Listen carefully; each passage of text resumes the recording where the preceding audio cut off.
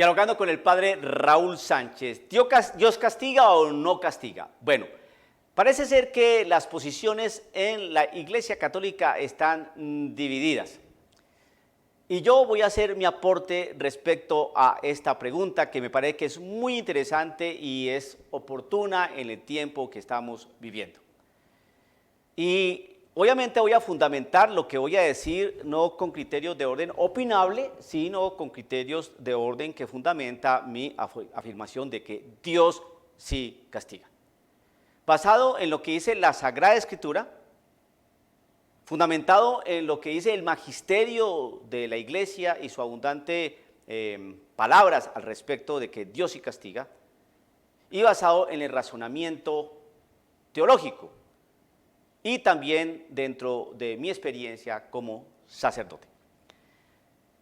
Cuando miramos al Antiguo Testamento vemos a un Dios en muchas oportunidades muy mal geniado, con un carácter explosivo. Parece ser que todo le cae mal y lo indigesta, porque manda matar, se venga, dice cosas espantosas, amenaza, etcétera, etcétera.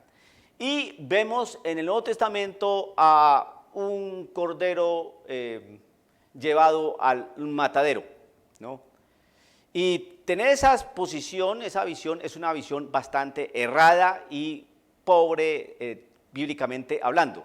Porque si bien es cierto que en el Antiguo Testamento vemos en muchas oportunidades a un Dios bastante iracundo y mal geniado, también vemos a un Dios tierno y lleno de misericordia. Y lo mismo en el Nuevo Testamento, así como vemos a un Jesús, a un Dios lleno de bondad, de compasión, de paciencia y misericordia, vemos también a un Dios bastante severo y justo, que reprende. Entonces, tenemos que comprender bien la realidad y el contexto bíblico en cuanto a si Dios castiga o no castiga. Entonces, analizando tanto el Antiguo Testamento como el Nuevo Testamento, vemos que Dios sí castiga, sí castiga. Ahora bien, se habla de que cómo puede ser posible que el Dios del Antiguo Testamento sea tan bravo y el Dios del Nuevo Testamento sea tan gentil y tan amable. Entonces uno dice, espérate un segundo, que las cosas no son así. Resumiendo en esto, Dios no se muda. Dios es el mismo ayer, hoy y siempre. Ahora bien, hay que mirar qué fue lo que quiso decir el agiógrafo, es decir, el escritor de la Sagrada Escritura en el Antiguo Testamento. ¿Para quién escribió? ¿Por qué escribió? ¿Qué quiso comunicar? ¿A qué comunidad escribió? ¿Cuál era su sentido? ¿Cuál era el contexto que estaba viviendo? La situación que estaba experimentando para escribir lo que escribió cuando Dios se enojaba de esa manera. Lo mismo en el Nuevo Testamento. Lo que sí queda bien claro es que existe abundante documentación escriturística, es decir, bíblica, para afirmar que Dios sí castiga. Y no se trata de sostener esta posición de una manera fundamentalista, ¿no? Es que aquí el Señor dijo, y aquí en este texto el Señor lo dijo, y aquí en este capítulo el Señor lo dijo, y si usted mira este pasaje y lo confronta con este otro pasaje, este libro, esta carta, de lo que dijo Pablo, de lo que dijo Pedro, de lo que dijo Judas, de lo que dijo Santiago, aquí en el Apocalipsis, no se trata de eso, simplemente los textos están allí y eso no se puede desconocer. ¿Y por qué se escribieron? Ahí hay que estudiar un poquitico de Biblia y entrar a determinar qué fue lo que quiso decir el agiógrafo. Pero una cosa sí es bien clara, que se escribió eso, se escribió. Ahora, 2, el magisterio pontificio, el magisterio de la Iglesia Católica, también posee abundante documentación en cartas, en encíclicas, en documentos pontificios que hablan sobre el que Dios sí castiga. Y cuando uno lee todos esos documentos sin descontextualizarlos, es decir, sin sacarlos de su justo contexto, vemos que el magisterio concuerda en que Dios sí castiga. Todos los pontífices, todos estos hombres tan iluminados, todos estos teólogos tan brillantes, concuerdan en que Dios sí castiga. Ahora, cuando hacemos un razonamiento teológico serio, podemos hacer los siguientes planteamientos. Cuando se afirma de que un Dios de misericordia no puede castigar. Entonces yo creo que es un planteamiento bastante flaco, porque ¿quién dijo que la misericordia se opone al castigo?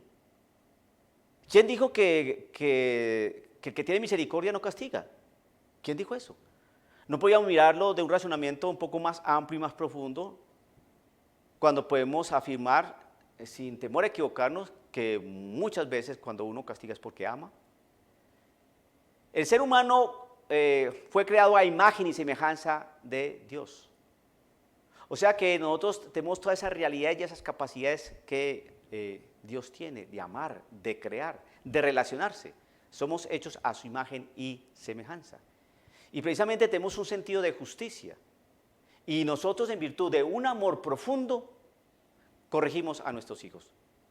El Señor castiga no por regodearse en su egoísmo, ¿no?, de Dios, para decir, disfruto castigando a mi hijo, que sufra ese desgraciado por haber hecho esto. No, no. La misericordia de Dios y el amor de Dios no se puede mirar desde esa perspectiva tan raquítica y tan humana de una relación conmutativa. Hiciste eso, entonces ahorita vas a pagar tal cosa. No. ¿Por qué? Porque la palabra nos enseña que el Señor es lento a la cólera y rico en piedad y leal. Es lento a la cólera. El Señor espera y puede pasar mucho tiempo y espera a ver cuándo su hijo se transforma, a ver cuándo su hijo observa, a ver cuándo su hijo recapacita, lento a la cólera, pero ve que su hijo se está hundiendo, que su hijo va de mal en peor, que su hijo puede llegar al hecatombe. Entonces, ¿qué hace el padre? ¡Pam! Un castigo. Vas mal, hijo mío. Y ese castigo, ¿por qué lo hizo? Porque odia a su hijo, porque no es misericordioso con su hijo, porque detesta a esa criatura. No, porque lo ama. Es que la misericordia, el castigo no se puede contraponer a la misericordia, porque muchas veces, en muchas oportunidades, cuando el padre de familia, la madre de familia, castiga a su hijo, es porque lo ve que está mal. Lo mismo el Padre Dios. El Padre es infinita misericordia, y Él prefiere corregir a su hijo, castigar a su hijo en un momento oportuno antes de que se dañe su historia totalmente. Porque se está jugando aquí planos de eternidad. Entonces no podemos entrar en un razonamiento raquítico, poco serio, racional a nivel teológico, de que la misericordia se opone al castigo. No, no. ¿Quién dijo eso? Si hay misericordia, va a haber castigo. Y ese castigo se da precisamente porque se ama. Hay muchas personas que toman el texto, el pasaje tan interesante y tan hermoso del hijo pródigo. Entonces dicen, ve que el hijo se fue y regresó. ¿Y el padre qué hizo? Lo acogió. No lo agarró a chancletazos por necio. Y uno dice, sí, es cierto. Pero entienda también que la actitud del padre, el papá tampoco lo detuvo, ni le mandó mensajeros con un poquito de dinero para sostenerlo, ni mandó personas ahí para que vieran a ver si el hijo estaba bien encaminado o no, o si estaba bien las finanzas o ya se había gastado el dinero o no. El padre lo dejó ir. Es decir que Dios es justo, Dios es justo. Y Dios es lento a la cólera, pero es rico en piedad y leal. Y cuando el Señor es lento, ahí está su misericordia, ahí está su riqueza en piedad y leal. ¿Por qué? Porque va lento y si su hijo no recapacita después de mucho tiempo, le da su reprimenda, lo castiga, ¿no? Para que el hijo se reoriente, para que el hijo mire al padre, para que el hijo reconstruya su historia. Porque el Padre es rico y es leal, porque es piadoso. Y entonces el castigo no excluye a la misericordia. Pero hoy en día estamos en un evangelio bastante licuado y bastante envolvente y azucarado, que nos saca de la realidad de un Dios Padre amoroso que cuida de su Hijo y que así como lo mima, lo consiente, lo abraza, lo besa, también le da sus buenos varazos para que no se vaya a desvirtuar, para que no se vaya a desviar, y espera para darle esos palazos, espera para darle esos chancletazos, no lo agarra de una vez. Como usted, padre de familia, que le advierte a su hijo, arréglame el cuarto, no le hizo caso. A las 3 horas pasa, arréglame el cuarto, no hizo caso.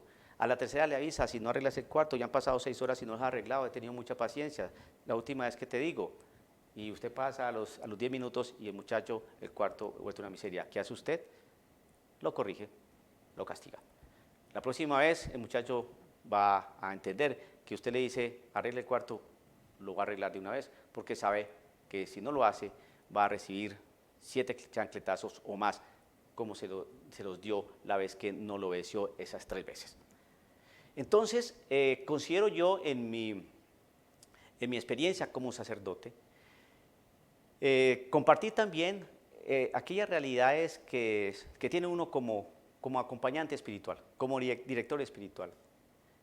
Son muchas personas a lo largo de ya mis 15 años como sacerdote, donde veo que las personas llegan a reorientar su vida y a reconstruir su historia después de una reprimenda de Dios, después de un castigo de Dios. El castigo de Dios tiene como fin algo para reparar. El castigo de Dios tiene algo que es de reconstruir. El castigo de Dios no es para destruir, no. El castigo de Dios es para establecer justicia, porque es un juez justo y amoroso. Hay muchos sacerdotes que le quitan a Dios esa categoría de juez y lo miran como un juez aquí terreno, que con el mañete pan, así como la imagen que tengo detrás. Cuando se habla de juez es atendiendo a lo que nos enseña el credo, que vendrá a juzgar a vivos y muertos. Es decir, ese juez es justo, es decir, viene a darle a cada uno lo que merecen sus obras, como dice la Escritura. Y simplemente por defender al inocente. El Señor no castiga por darle palo al culpable, sino por defender al inocente. Porque el malo hace mucho daño y el malo se confunde. Y el Señor tiene paciencia para que ese malo se reestructure, reoriente, recapacite, reevalúe. Y el Señor tiene mucha paciencia. Pero a veces la persona no entiende. Y muchas veces por un castigo adecuado del Señor, esa persona entra en razón y reedifica su historia, su vida. Esa es la misericordia del Señor, esa es la paciencia del Señor, eso es lo lento del Señor. Y Dios sí castiga, por razones de orden bíblico, por razones de orden magisterial, por razones de orden de razonamiento teológico y por razones de experiencia como sacerdote. Ahora bien, al final de los tiempos, cuando venga el Señor a que todos estemos en el tribunal de Dios, ¿cómo va a ser eso? ¿Cómo va a ser ese castigo, ese premio? ¿Cómo van a ser esas cosas? No lo sabemos. Pero sí sabemos que el castigo, mirado desde la perspectiva de Dios, desde una sana perspectiva teológica, fundamentada en el magisterio de la Iglesia, fundamentada en la Sagrada Escritura y fundamentada en un razonamiento teológico serio, ese castigo de Dios no lo miramos como una venganza de Dios o algo conmutativo en virtud de un daño cometido por alguien, sino lo miramos con una perspectiva de sanación, de reestructura y de edificar a la persona en su interior para que corrija. Los castigos a veces son necesarios, porque el ser humano en su naturaleza caída a veces no entiende de otra manera. Esa es nuestra realidad. Dios sí castiga, pero porque ama, no para haberte hundido, sino para que lo mires a Él y corrijas. Que el Señor lo bendiga, dialogando con el Padre Raúl Sánchez.